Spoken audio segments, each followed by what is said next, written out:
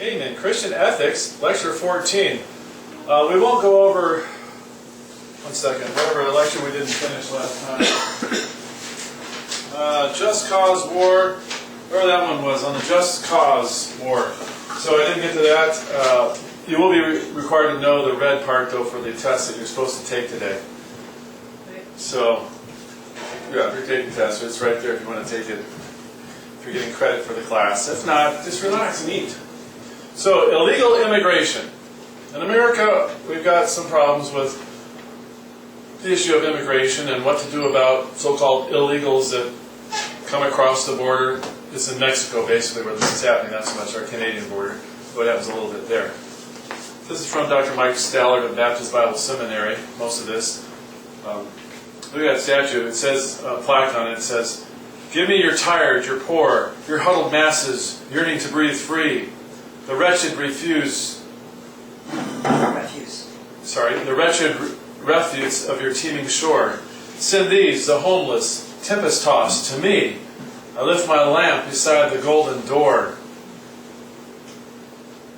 Few issues in modern American culture raise more ethical questions than this heated discussion about illegal immigration. So I asked you, are you for illegal immigration? Meaning, is it okay for the illegals to come on into our country? Or would you say, I think there should be, all the illegals should be found, they should be prosecuted and sent out? Or should they be allowed to stay? I should frame it that way, amnesty. Allow them to stay here and work. What do you guys think? All right, that's what I thought. There's no one there. Okay, so you can just read all this stuff about it. It's a difficult situation, down to the red part. It's important to realize that there are two paradigms for the Christian to look through. So this is what we have to think about. What should the government do? The government's role? And what should a Christian or a church's role, or what should they do? What happens if you're, let's say, on the border in Texas, and you get some, you got a Spanish ministry, and some Mexicans get saved, or Spanish-speaking people get saved, and they're part of your church body, and all of a sudden, Border Patrol comes and finds out that they're illegally here. Okay, what happens if you know they're illegally here? Those are things to think about. What about if, what should the government do in that situation? Because I think it's two different things. At the end we'll cover it, but I'll just tell you now, I think a church and a Christian, you shouldn't hide and aid and abet them necessarily, try and hide them from the law, like the Border Patrol's looking from here, hide underneath the bed to be safe. Because then you're breaking the law there. But then if you knowingly know they're here, I don't know, but I would encourage them to be faithful to church and do what's right. That's what he says at the end. I think Mike Stallard says they should try and obey the laws of the land. If they're here illegally, they need to, if they're a Christian, they need to try and make that right, which may mean being deported back out. A close relative of mine, married a girl who is from another country and never got her immigration status fixed, and basically he has chosen to, instead of trying to lay low on the law, now he's going to move with her back to her country of record, which is far, far away, and live there for the rest of his life. Interesting. The country has a right to protect its people and thus protect its borders. No nation has to allow other people groups in, per se. We don't have to let anyone in. Being a member of society is not a right, but a privilege. If we don't have borders, we don't have countries. You've got to have a border, and you have to have laws, like you were saying earlier, on how you get on in. Yeah. Can't you just come on in, just as long as you show some type of ID and you're good to go? Not wanted by the FBI? Come on in and set up camp. Got plenty of room in America. How many people would come here if we had open borders for 1 year? It's almost the way it is. Wow. Half of Mexico might be here. Yeah. For how long in this country's history was that absolutely true? I mean, it wasn't like we've always had laws. Or maybe not. I don't know. I'm just going by what this guy said. I haven't researched. I'm not an immigration expert. And definitely not a history expert. So maybe we had laws way back when. Because you'll look at some stats coming up in the 1800s how it was. All right, 3 viewpoints. Very broad terms. There are 3 general responses to the issue of illegal immigration. First, the amnesty approach. That seeks to grant a general amnesty to all, I guess that just means you're okay. Everything's all right with you legally. To all or almost all illegal immigrants in the United States now. Kind of like grandfathered or whatever you want to call it, where, okay, but we're going to start enforcing the law from here on. I'm okay with that. I just got to tell you. At some point, just enforce the law we got. Yeah. And what you do with these, I know there's millions of them, but it's complicated. So maybe let most of them stay unless they're wanted by the police, do something illegal. If they got families, let them stay. I don't know. But just enforce the law. Have a border that works. There's a lot of drugs that come through the border. Yeah. Oh, yeah. Do an image search for American-Mexico border drugs. They'll have pictures of all these arrests. In other words, these advocates want to pardon illegal immigrants. Most of those who hold this view also favor liberalized policies for future legal immigration. What would be the advantage of having more immigrants come on in? Cheap labor. Cheap labor, yeah. Maybe it's in your heart, you just want to help people. America can help them, all right. Votes. The democratic machine, welfare. Yeah. We're letting you, our policies are letting you on in. You vote for us. But originally in this country's founding, the idea of what it means to be an American and the freedom to be able to do was what attracted so many people. And when they come for that reason, that grows, and that's a good growth. Yeah. But now it's just come for free for all. Right. It's European immigrants is a little different than the Mexican immigrants. Well, I'm married to a Mexican, just so you know. I have half Mexican children. I'm all white, though. There's not a Mexican in me. There's no Mexican in me. But I am pro-Mexico. I might even be going there to plant a church someday. So I love them. But there are issues with our borders. But I'm almost to the thinking, though I haven't researched this, just make us Canada, America, and Mexico all one big happy family. It's the North American Union. They're already working. I know there's negatives, but there's some positives I can see in that. Plus, it just gets rid of all the things, and then we control more land. Just as long as the U.S. of A. is in control of it all, and our government doesn't. But you can come on into our country. We get Canada's resources, and we get the coastline of Mexico. They all got to speak English too, including the Canadians. Yeah, they make us learn how to speak French. Yeah, that's true. Quebec is another issue, like Texas. Let's go on. A key motivator for this side is to grant these illegal citizenship and have them vote. Vote for the pro-welfare party, which is the Democrats. Look at this, these guys here. They got caught sneaking across the border. Look what they had on them or in their truck or whatever. A little bit of ammo. Just a little. Yeah, it looks like they're ready for some action. Those were presents from ETF. Yeah. Yeah, that's probably where they got it from. Yeah, it does look like ATF stuff. Because it does say that on there, doesn't it? Yeah. One of them, yeah. Well then. Second, the restrictive approach. Is that you? Once immigration laws in the United States, they want them enforced. Usually proponents argue that illegal immigrants should be arrested and or deported. They should not be allowed to share in the benefits that legal persons in this country enjoy. Right. Many of those who hold this view also favor conservative policies and stronger restrictions for future immigration. Pat Buchanan is one of these guys. He argues that dying populations and immigrant invasions imperil our country and civilization. And there's a lot into why he said that. Picture our country 100 years from now, if we could keep on having the same rate of influx of illegals. We'll get to the stats in a moment. There's a lot that come on in. Did you know, there's one stat that I found amazing. It's both legal and illegal. There's one immigrant, whether legal or illegal, coming into our country every 27 seconds. Okay.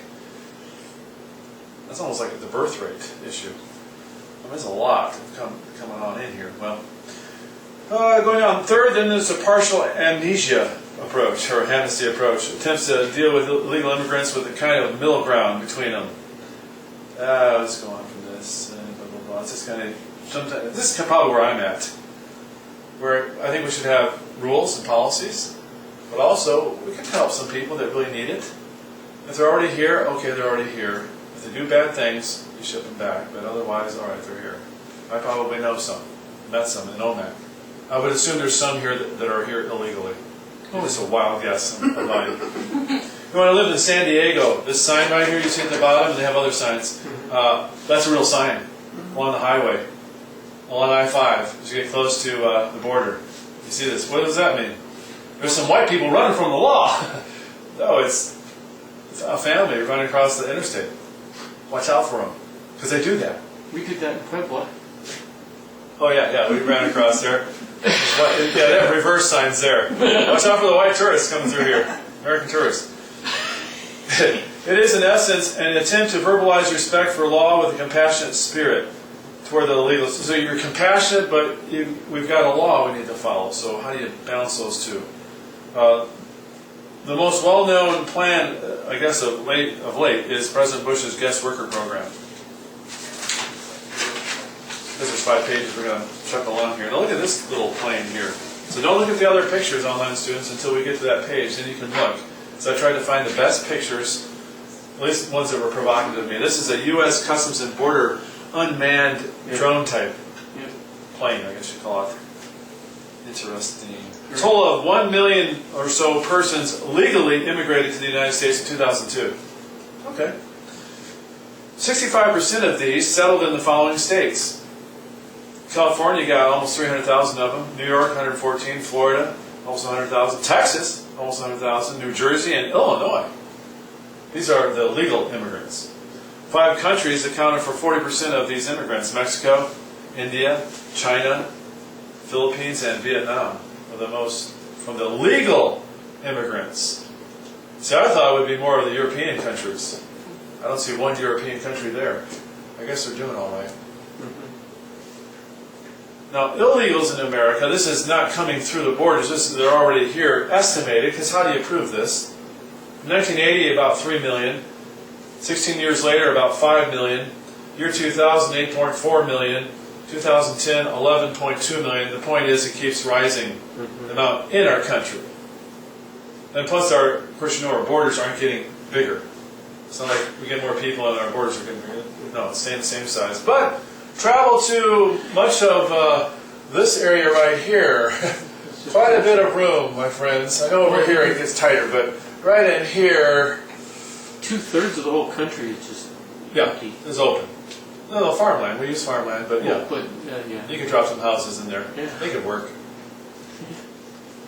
All right. This added to the 6.4 million children born to the immigrants living in the USA, accounts for almost 70% of the U.S. population growth in the past decade. I assume that is talking about the illegals, not the legals and illegals. So there'll be another stat coming up. And it seems that illegal aliens probably cost us about $600 billion a year. $500 billion. What could that money be used for? Give it to missionaries! According to the U.S. data, or from the U.S. Census Bureau, 40 million immigrants resided in the United States in 2010. That's, I guess, legal.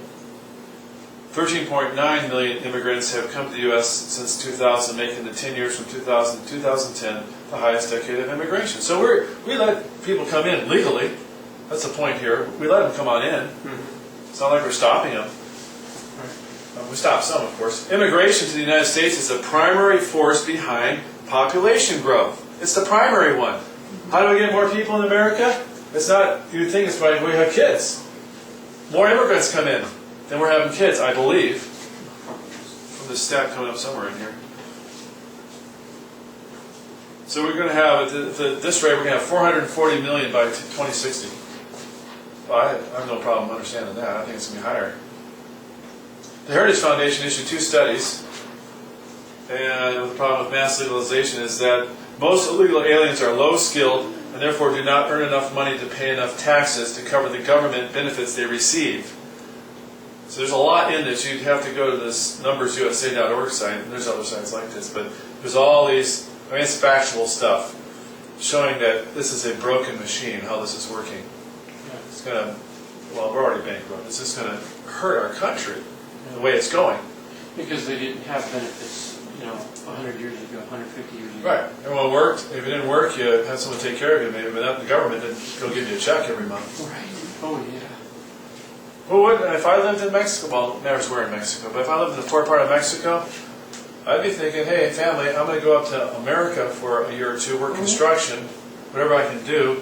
I'll come back maybe with 20 grand, 50 grand saved, and we'll be okay. Yeah, I don't blame them.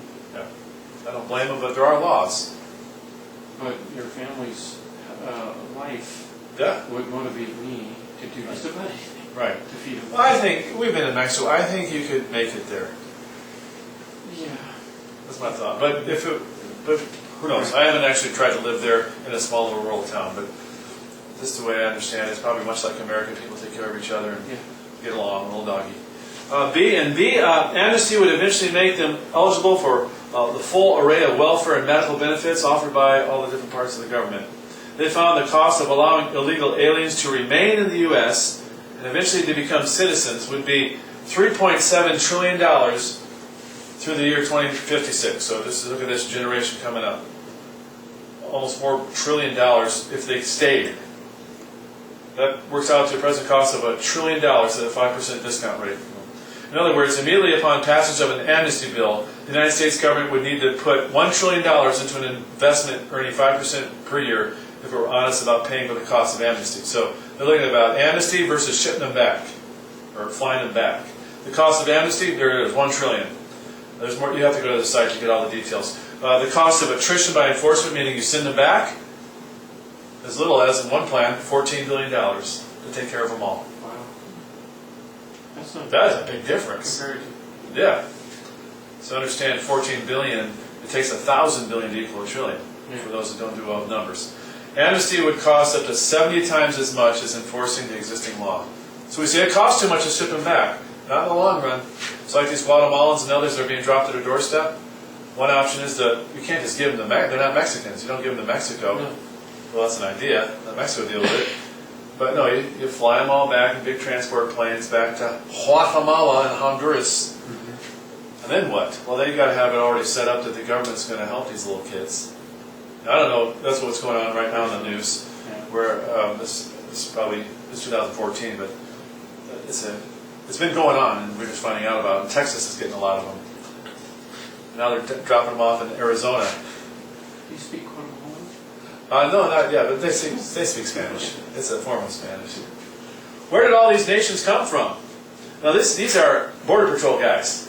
These aren't teens out having fun. They got the air masks on. I mean, Dean, this is like how you would be. Oh, all right, 10-4, good buddy. I'm in an air-conditioned suit here. Everything's fine. Bump wheelie.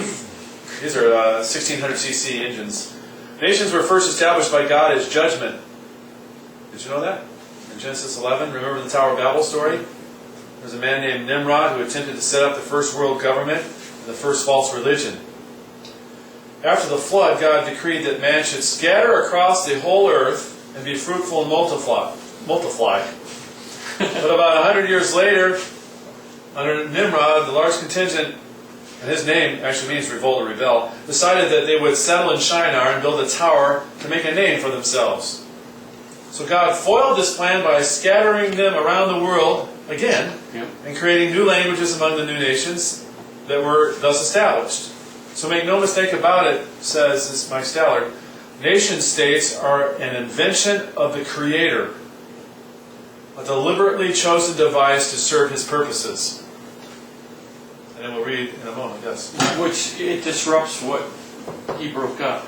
Yeah. And that's why if you make all the borders go away, you're going Right. back to the Tower of Babel, which is not God's will. Yeah. And Antichrist. Well, Setting ultimately. So the more we become more Europeanized, we're a 10-nation confederacy, or like I just said, open the borders to Canada and Mexico. Yeah, paving the way for the Antichrist preacher. Way to go. we have more power. It's like power in numbers, and so when we get together, then we start doing really bad stuff. Yeah, that's true too. Just think if there were no borders anywhere. So everyone, So the song. I think it's like.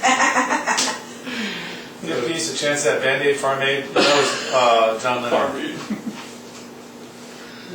Yeah, Farm Aid, Willie Nelson there. A bunch of pot-smoking idiots. Okay, so I'll read a little bit, you read a little bit. And the whole earth was of one language and of one speech.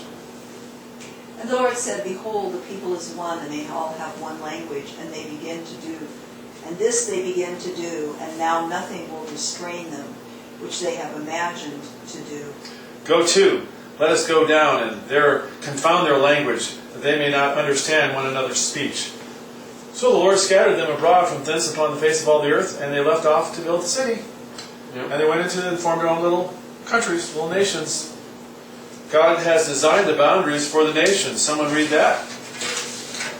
And hath made of one blood all nations of men for to dwell on all the face of the earth, and hath determined the times before appointed, in the bounds of their habitation, that they should seek the Lord, if haply they might feel after him, and find him, though he be not far from every one of us. And there it says he set up the bounds of their habitation. Yep.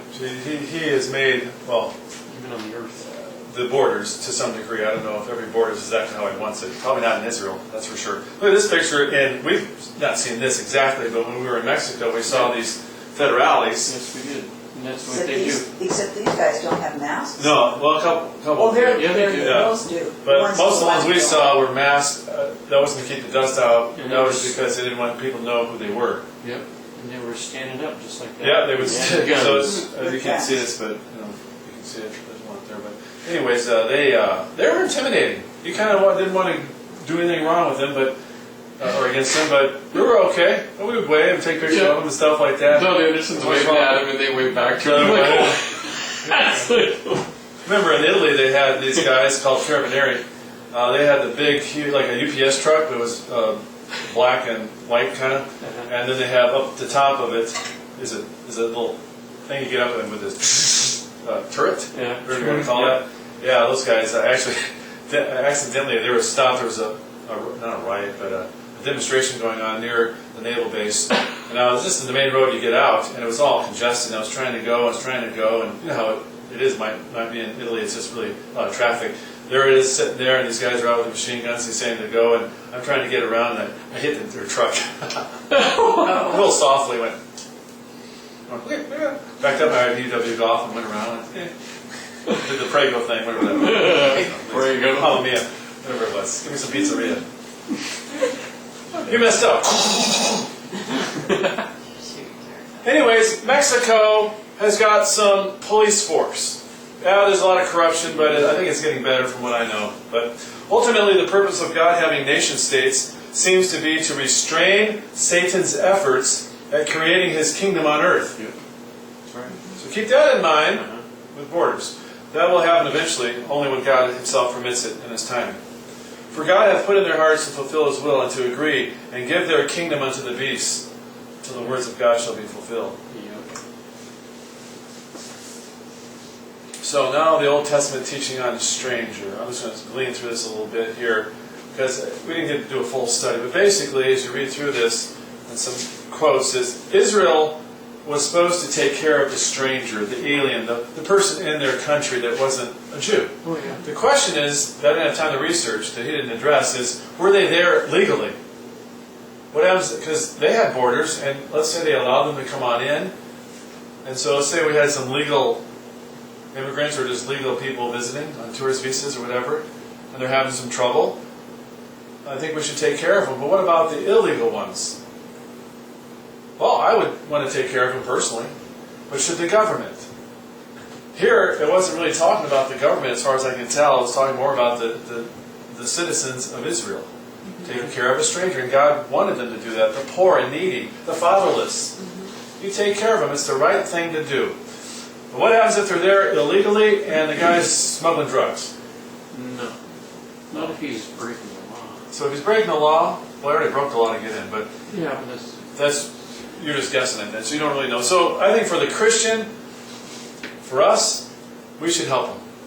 No, not help hide them, but help them if they're having needs. It's a good thing to do. The government should have policies that are enforced. And I am all fine and dandy with, you gotta wait your turn to get on into America. We can't have everyone come in at once. The command to the Israelites to love aliens in their midst because Israel was once strangers in the land of Egypt. God said over and over again. So remember how it was for you, Israel. And there's some more there. You just have to read through this. So it's an interesting study, but it doesn't solve the problem of, what does the government do? Okay, so yeah, that's Old Testament. We go down to the bottom of this whole thing before we get to God and racial diversity. My little statements there in the bracket. Thus, the Old Testament teaches that Israel was to be kind to the stranger who was in their land. It appears that the stranger was in the land legally, as best I can tell. So, there is no clear biblical statement for how a country is to deal with those that enter into their own country illegally. I can't use anything to figure that out. Look at this picture here. That's between Arizona and Mexico, out in a lot of the grassy areas there. It's just dust. Look at that fence line. There it looks good. There's some places that don't look so good. One that I looked at was at the Brownsville area, not Brownsville, but where Texas ends with the ocean. And so the thing goes out to the beach. It goes about 15 feet out into the water to where you're probably up to your knees. And then have the thing keep going. So you could easily just walk right around the thing. Now they have a car park. I saw, I did a Google look search, and they had the car park there. So I think it was Border Patrol, but are they going to be there all the time? That's how I would get it. I just go swim outside there a bit, come on in up to coast a bit. Do some snorkeling. Have the family with me. Is there snorkels? God and racial diversity. So are we racist for being against illegal immigrants coming on in? No. We're labeled that many times. That's what he says here. Is there a white supremacy or ethnocentricity at the core of opposition? I think there is some racism at the core of it. That doesn't mean because I'm against illegals coming in that I'm a racist. That's an easy thing to say, but it's not true. I don't think I'm a racist. In fact, like I said, I feel drawn to Mexicans and Mexico. I'm learning Spanish. I think I'm going to go there someday. So that's what he talks about there. Restrictionists, but still to love the people and care for them. Those that hold the restrictionist platform for immigration are often branded as racist. So there's a summary of that whole paragraph. I'm glad I just did that. That's easier. Look at this in, what's this? This is going into, I think, is this the Yuma area or is this San Diego? I forget which one. This is on the Mexican side. And Isidro, I think, with a Y. But when I saw the caption, I went to the little, where it explains more about it. Not right then and there, but this same site, at the time, they put a picture up of it. 2 Americans were executed, execution style, killed executional style in these line of cars. So waiting to get back into America. This was, I think, last year. Whoa! So this is the kind of place that Brother Venegas is hitting with his youth and handing out. Yeah. On the Mexico side, he's just going up and down there like other people do. We remember seeing it. Selling his stuff, wanting to clean your windows, whatever. They give them the gospel tracts. Amen. Bible-believing Christians who currently live in America have an opportunity that many Christians never see. The foreign mission field is emerging all around us. The diversity that immigration brings can be seen in a positive light when we think about our mission to reach the lost. Now look at this in the past. North American Protestants who opposed immigration in the late 1800s, they initially kept distance from these immigrants that came in. However, as time progressed, they were forced to acknowledge the necessity to minister to them, especially if they were going to maintain their Christian influence. So they started opening up to them. Slowly but surely, the call to missions began to replace the tendency to separate. So, I think it's foolish for a Christian to try and segregate their church to be one type. So when Brother Long is here, we, of course, for you, need to open up to Spanish-speaking people. Even if they don't understand English and don't understand Spanish, you work it out, and you might have separate type of services, however that's going to work. You need to reach them. Not go, we're a white church. Think about the McDowell was working with the Jamaicans. Yeah. Right. Grasping that opportunity. Right. Praise the Lord for that. The New Testament lays out clearly the transition from a racially limited ministry, where they start off to go to the lost sheep of the house of Israel, to a Gentile mission encompassing all peoples. And there's a lot to why that happened, but that's how it went. So look at this. Thus, in the providence of God, if He has brought the world to our door, believers should have a measure of excitement when thinking about intentional evangelistic outreach to these even illegal immigrants. God has potentially brought them to us. And whether God brought them or not, I don't know, but they're here. You don't have to go to, let's say you're afraid to go to Mexico. You don't have to go to Mexico to reach them. Go to Bridgeport. Just travel around the orchards in the area. I hear they work there. Yeah, so there they are. We got to learn some Spanish though. But we can do that. Come to our classes or take it online for free. It only takes, 3 years to learn enough to say, hi, how are you? If I think about it hard enough. It's been a long one, but no, we know a lot more than that. Brother Eric said what he took was about a year and a half or so. It was very helpful when he got to Mexico. Wink, wink. Look at George Bush there. I like that vehicle. It's like a parked boat. I don't know what that is. Volkswagen? Yeah, it's a United States Border Patrol. It's a dune buggy, basically. So yeah, it's a dune buggy. I can figure that out. Thank you, brother. I think it was an old Mazda. This guy was found in a back alley in LA, stripped down. Okay, immigration, whether legal or illegal, is a blessing. For we Christians can evangelize the lost from other countries without ever having to go to their country. Praise the Lord. I'm doing fine on time because I skipped some things. So just relax, and I hope we can make it. Some are being alarmists in regards to this crisis involving illegal immigration. Is it a crisis? I think financially it is. But space, it isn't. America is being overwhelmed at the present moment by millions of illegals. This has never happened before. So this whole thing about never happened before, it goes in to point out something we're not going to cover in a little bit, that it has happened before. I'll get there in a moment and tell you. On the face of things, the numbers are quite telling. The statistics from the U.S. Census Bureau show that there is currently one birth, here it is, one birth every 8 seconds in America. One death every 13 seconds.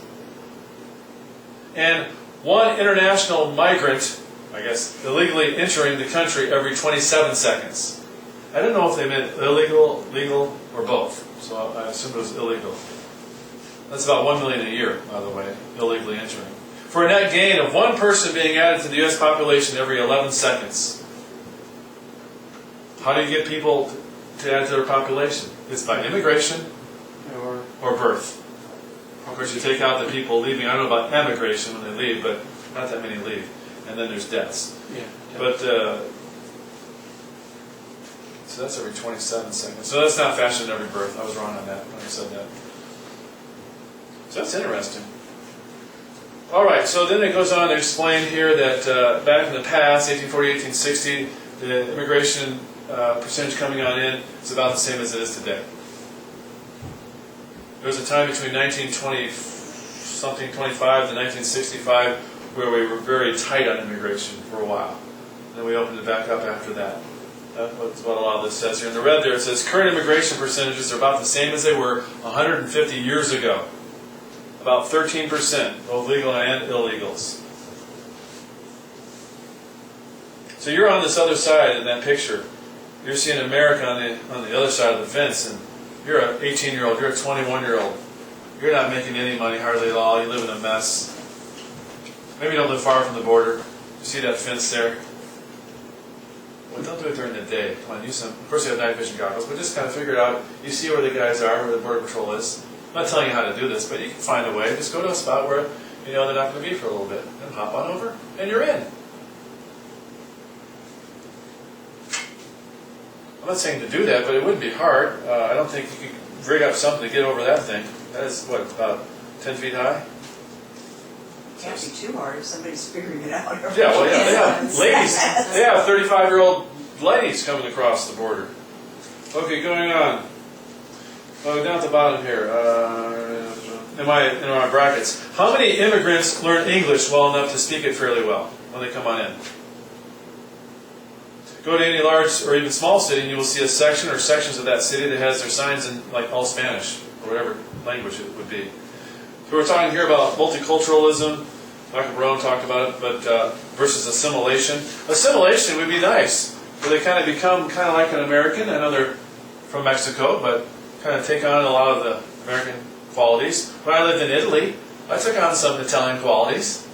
Driving, having espressos. So they didn't have them over here. There was no Starbucks then. Little espressos. Yeah, well, I didn't have, well, I actually had the kind of like the cappuccino style. Oh, Because I That's think they just started to have something like that in America. This is in the, I don't even remember what it was, 1990, I think. Going on, well, so assimilation is a good thing, and multiculturalism is where you have separate cultures within a culture. I don't think that's good. It's not unifying, it's like a church within a church. So I think for the folks we have in here from other countries, there needs to be some assimilation. What about having it to be where we're a bilingual nation? no. I agree, I think we need to speak one language. Look at this sign here. Somebody crossed it out, I guess they climbed up there or something. Los Angeles, Mexico. They did that, downtown, someone did that. There's a lot of people there. So it talks here about multiculturalism versus assimilation. And plus it keeps them down, he says it here, it keeps the immigrants down if they stay within their culture and don't assimilate. They don't learn the language well, there's just limits to what they can do. That's why today most immigrants from Mexico want their kids to learn English. And the ones we meet, they do. And that's a good thing. It's wise. And read there, it might be that influential ones, elites in our country, because it talks about that before that, don't really want the immigrants assimilating, but would rather have them live in their own communities. Because they're racist, and they want to control them. And maybe they don't want a bunch of Mexicans living down the street from them. I don't know. The elites, the people that control things, are pushing for not assimilation. From Michael Barone's article, if you know who he is. Almost done! Let's just get to the sign at the bottom. That's a real sign. No way. Yeah! Look at the trees in the background. Yeah. When I get it online, you hover over it, it'll have a link. It's a real sign. Because it's not just one kid. There's teaching you there's going to be a trail of people coming across this highway here. Be careful. Wow. Well, I think it's a real sign. I'll just say it that way. Because of the picture behind it was, telephone pole, it's got grass around it. All right. The aliens and strangers of the Bible were expected to obey the Hebrew laws, though they were exempt from some, blah, blah, blah. So I think, what do you think? Illegals come in the country, let's say we allow them to stay here, should they at least abide by the law from then on? Oh, yeah. Should we take care of all their medical, dental, food needs, all that, education needs? Should we use welfare monies for these illegals? I would say if we allow them to stay, then just be glad you got to stay. Now you need to make it on your own. I don't think we should do that. They want to get them driver's license, even if they're illegals. They want to get them to vote. I think that's what it's getting down to. Well, public school may not be a wonderful thing, but if they're here and both parents are working in the field, I'd rather have them in public school than running the streets. That's a good point. Yeah. If they're going to stay here forever, better that they learn English and become able to do a job Right. than to be a drain or to be, because yes, some of them end up on welfare, but for a lot of them it's just they end up in crime because it pays better. Yeah. It might just be then that, see, I don't think this out much because I'm not really into it. We're covering it today. Is if we allow them in, that might mean that we're going to agree to take care of them. If we allow them to stay, I should say. Yeah. Then we're agreeing to take care of them. Yeah. And so be it. Okay, Yeah. that's a chunk of money, but let's look at the future. Right. And then we enforce it, and we just have the funnel effect. We know how do you enforce the border? So That's the problem. bigger, it's going to take more money, more effort. But when you talk about how much money, we're like $1 trillion for a period of time to take care of the illegals that are here now. $1 trillion can build a pretty impressive border. I guarantee you that. Well, plus you set the precedent, and then so they think they'll just break the law again later, so that Yeah. it causes more to come in. Oh yeah. That's the. If I was a Mexican thinking about coming across and I'm reading the news, where there's all these arguing whether we should let them in, stay in, get all these welfare, you get an education even coming across. You're like, You're first in line for health care because you're the top priority because you're illegal. Wow, I'm going. One of the obey the law. One of the defining keys for how to deal with illegal immigration from a Bible point of view relates to the biblical instruction on obeying the law. There's a long ways to go on that. Romans 13. We're supposed to obey the law. We are, right? Everyone is. All right. Thus, if it many,